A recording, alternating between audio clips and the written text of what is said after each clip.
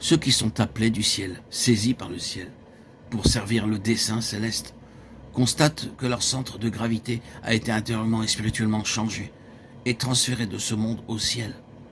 Intérieurement et à ce sens profondément établi que nous n'appartenons pas à ce qui est ici-bas, que ce monde n'est pas notre lieu de repos, que ce n'est pas notre demeure, que ce n'est pas notre centre de gravité.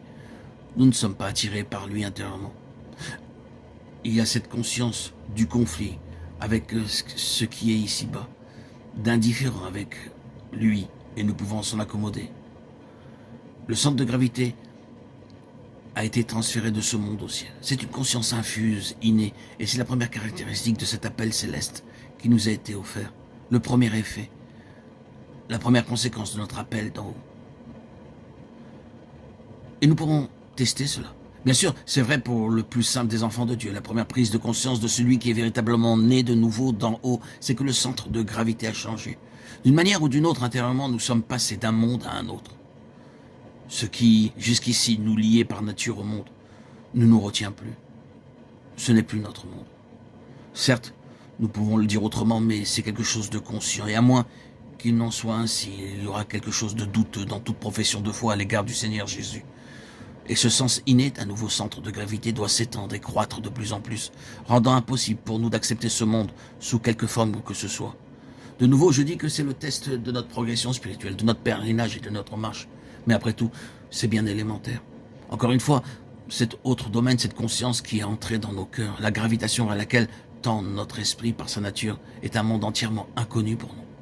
C'est un autre domaine, différent, non familier, inexploré. Fondamentalement, cela ne nous apporte rien si d'autres y sont passés avant nous, ou de savoir que cette voie était longue pour un tel. Pour chaque individu, c'est un nouveau monde. Et il peut seulement être connu par l'expérience.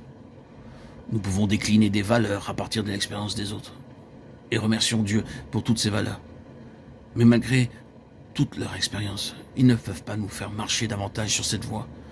Pour nous, c'est nouveau, absolument nouveau et étrange.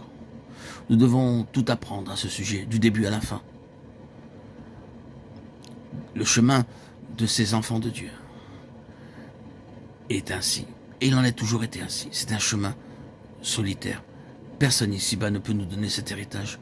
Nous devons obtenir le nôtre dans ce domaine si étrange et inconnu, exigeant fondamentalement une nouvelle constitution selon ce nouveau domaine, avec des capacités que nous ne possédons pas naturellement. Aucun homme, par la recherche, ne peut découvrir Dieu. Job 11:7. Nous n'avons pas cette capacité. Cela doit naître en nous du ciel. Nous devons nous-mêmes tout découvrir. Nous devons nous-mêmes découvrir Dieu dans chaque détail de sa relation volontaire avec le cœur de l'homme.